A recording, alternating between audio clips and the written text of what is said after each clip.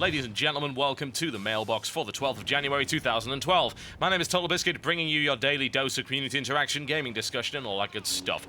You can email in mailbox@cynicalbrit.com, that is mailbox@cynicalbrit.com, with topics for future shows. Game in the background is once again The Force Unleashed 2. It'll probably be that way for the next week or so.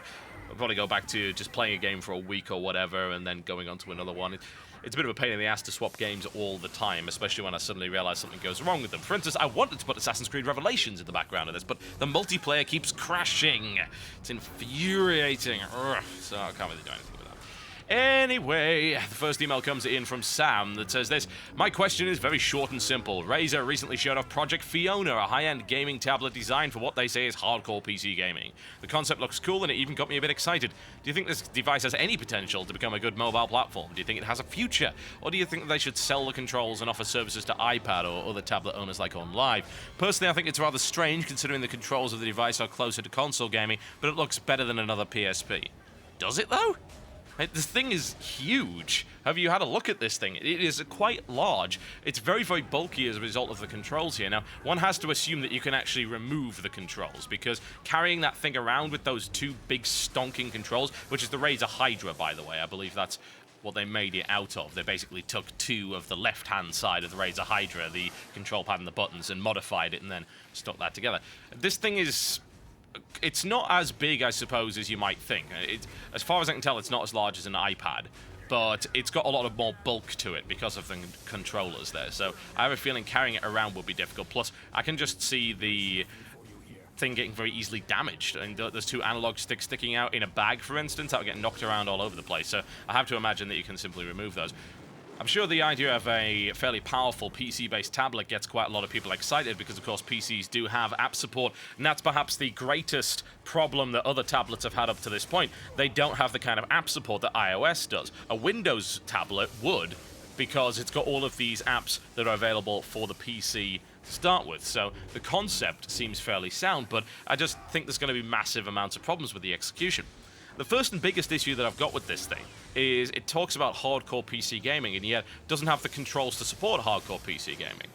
The fact of the matter is that on a PC, the kind of things that work really, really well are, one, high fidelity games, which you can't run on a tablet. It's as simple as that. Not only that, but the tablet is going to get more and more out of date the further along it goes. Yes, right now it can play Rift and Assassin's Creed, apparently, and Company of Heroes, but what happens later and later down the line? How the hell does this thing keep up? The answer is it doesn't. You can't upgrade it, and PC hardware moves much, much faster. Not only that, but PC gamers are constantly looking for new experiences as well as higher and higher fidelity graphics. Why do you think you pay $3,000 for the top-of-the-range gaming PC? Because you want the best the platform has to offer. If not, just buy a console. If you're willing to play those games with that kind of controller, then the most economical way to do it is on a console. Plug it into your monitor and go. Hell, you can even use mouse and keyboard on some stuff if it's a PS3.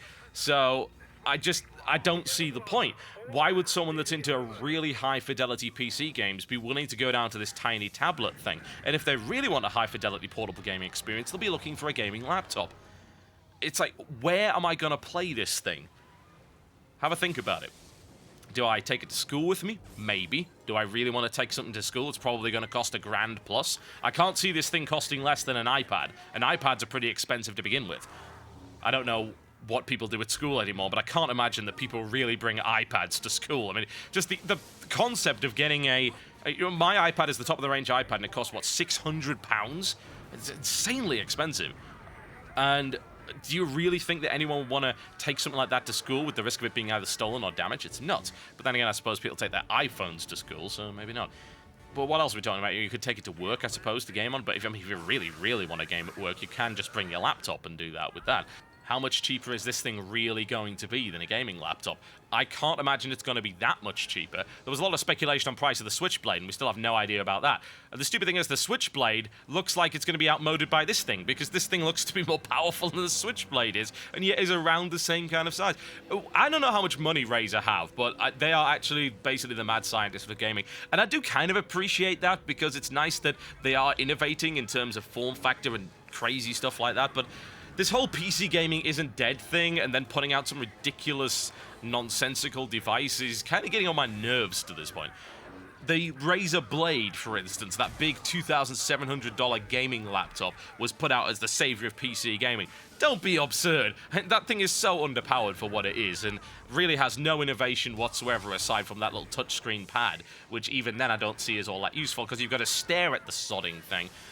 Oh, I don't know, man. Razer come up with some crazy stuff, and I suppose if you want to treat it as a luxury item, then fair enough, but there's no way this thing's going mainstream unless it's got mainstream pricing. How does it compete with a PS Vita, for instance?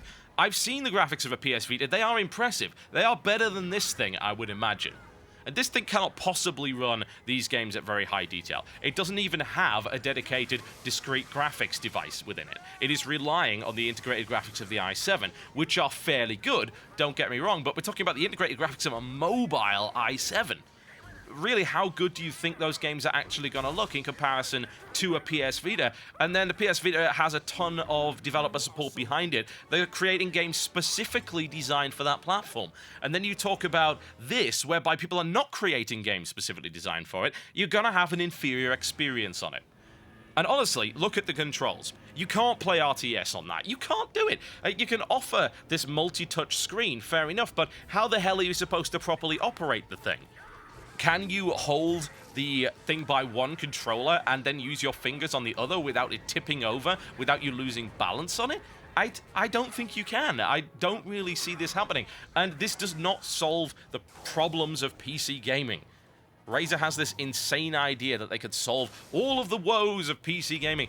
Look, the woes of PC gaming are not that you can't do it in a portable form factor. You can't do that with a PS3 or a 360 either. That's never been an issue. Portable gaming exists on dedicated portable gaming platforms like the Vita, like the old PSP, like the DS, the 3DS, etc., and games are specifically designed with that system in mind. And as a result, they tend to work pretty damn well.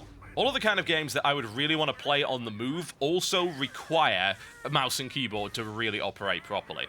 I know what people are thinking, oh god, I can play WoW on the move.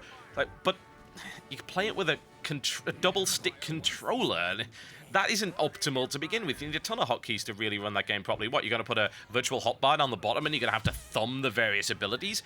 Maybe that would work, but it seems absurdly inefficient. And once again, if you really want to play WoW on the move, it's not that hard to play it on an Ultrabook these days. Those kind of mid-range laptops will play WoW. You don't need a very expensive gaming device to do it, and a laptop will do it better.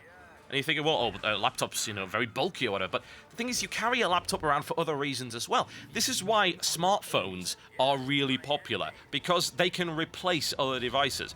If you have an iPhone, for instance, you can replace a portable video player, a PMP, a portable media player. You can replace your MP3 player. Hell, you can replace your watch with that thing, your organizer. And some people are even going as far to replace their laptops with either a smartphone or a tablet. They even said in the video, I was watching various video pieces before I started recording this about Fiona. The CEO of the company said, this is not meant to replace laptops. So I'm going to carry an extra device around with me, really? Why would I do that to play these games? Again, an Ultrabook, an i7 Ultrabook, could run this without too much of a problem. In fact, this thing seems to be about as powerful as that.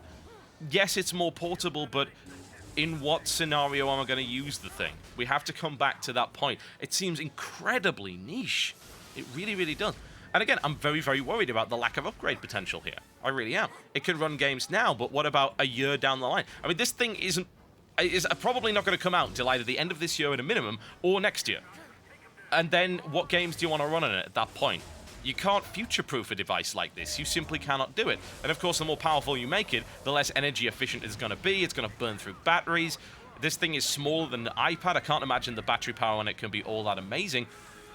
It's absurd. It really is. This device doesn't seem to appeal to anybody other than someone that's got way too much money on their hands. And then you can go back to the fact that, oh, you've got a bunch of money? Well, fine, just get yourself a gaming laptop and it'll run much, much better. You can play with a mouse and keyboard in some areas. I mean, depends where you want to play the thing. Do you really want to play with a device like this on the bus? On a train? I mean, on a train, if you've got a table, you can use a laptop. That's why I like taking the train. It's quite pleasant in that respect. Play with it on a bus? That's a bit of a risk. Good God. Yeah, let me just break out my $1,000 piece of hardware right here and play with it in full view. I'm sorry, I don't trust people. It's as simple as that. I grew up in Newcastle. I was bred not to trust people and not to flash around expensive objects. It's a particularly bad idea as far as I'm concerned. Oh, man, Razer, you've got so much money, evidently, to be creating these crazy concepts. I just don't think that anything they've come up with so far really solves the inherent problems that PC gaming currently has. And one of those problems is price point. Ease of use, cool. Yeah, I can get behind that. The idea of selecting a game from a menu like that and just playing it, great, that sounds fine. But honestly, I still don't think I'd be willing to pay the price for it, unless this thing was the same price as a current gaming console. It would also have to be cheaper than an iPad for me to even consider it. Man, I don't know. This is all speculation, of course, based on the information they've released, which is not a huge amount. They've shown it off at CES this year. They've done some press releases. There's some information. We know it's using an i7. We don't really know an awful lot else about it. So we'll have to see. Maybe they can nail down a sweet price point, but I'll tell you for a fact, if they can produce something that powerful, that cheap, I would be highly surprised. This one comes in from an anonymous viewer that says this: I just read on the news that in an interview with the head of Sony's game section, there will not be a PS4 this E3, with the head saying that he envisioned the PS3 as a 10-year cycle, and that he didn't see a good enough reason to change that thought. I think this is a bad move by Sony, with it being very likely that Microsoft will unveil their new console at either this E3 or E3 2013, and this will reduce sales of the next PlayStation, and most developers will want to develop for this new system, therefore slowing down games coming out for PS3. What are your thoughts on this? I think that if this actually truly is the case, as opposed to it just being a bunch of marketing fluff and then like, surprise, PS4 at E3, then it's pretty standard for Sony, if I'm totally honest. Sony like to play a long game when it comes to their console generation cycles, and actually it's proved very, very good for them up to this point. One might say the Dreamcast was a little bit rushed out. It came out before the PS2. The PS2 crushed it. It really, really did, and that was kind of sad to watch because I loved the Dreamcast. It was a good machine, but the PlayStation 2 crushed it. PS3, it was the last one out. Did it really matter? Well, it certainly had some slow sales at the start, but that was mostly due to a lack of killer apps and also due to its price point. PS3 is now caught up. No problems at all. And of the three machines, it is arguably more powerful. The problem is, of course, you're talking about some weird console architecture, like CPU, absolutely. Graphics hardware, maybe not. It's fairly equal, but it potentially does have a little bit more longevity there. It's also going to be staying in people's homes a lot longer. You want to know why? Because a lot of people use it as a Blu-ray player, which means that it has a place in people's home long after the 360 doesn't. What are you going to use the 360 for when the 720 or whatever comes out? Probably nothing, honestly. Also consider that they have a long history of being able to sell games on a supposedly last-generation platform. We can talk about the PS2. The PS2, one of the most successful consoles ever released. The PlayStation 3 came out in 2006, and yet, even in 2009, they were still making games for the PS2. The PS2 has been around for so very, very long. It's got a massive software library, and apparently they shipped 1.52 billion PS2 titles. That's how many they sold since the launch, and that number was come up with in March of 2011. That's a lot of games. So they really do play the long game. They went out of their way to say that, hey, we're going to keep making PS2s until nobody wants the sodding things anymore. You also have to consider that people might not necessarily be all that willing to jump on new hardware. I have to wonder if there's actually a massive demand for big upgraded hardware. Us as PC gamers, I think, have a bit of a biased position on this because we look for the latest and greatest graphics. However, I would say there's an awful lot more that really don't. They are okay with the current graphics. They view stuff on the 360 as still looking amazing, whereas a PC gamer with a high-spec PC might scoff at that and say, no, it doesn't, not relative to what I've got here. But if the general public is okay with what the 360 and PS3 can still do, will they really jump on the PS4 and 720 that rapidly? I have to wonder. Perhaps the Wii U might be able to grab a lot of that demographic there. It's most likely going to be coming out first.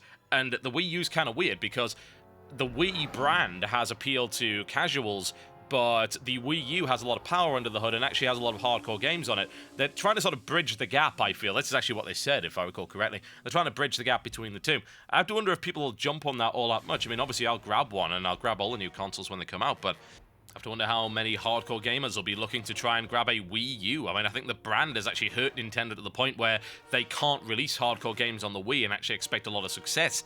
There are some games that come out, like, say, Xenoblade and Monster Hunter 3 that do really well, but the vast majority of game sales on Wii are fitness games and casual stuff that most hardcore gamers simply do not care about.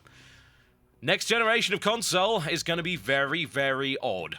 That's all I can say. It's going to be very odd indeed, with the Wii U coming out first, most likely, unless there's some surprise announcement there, and trying to appeal to everybody, and then the 720 to follow that one up, if that's what it's called, and then the PS4, well, they don't even care yet, apparently. They're just going to hold on and see what's what.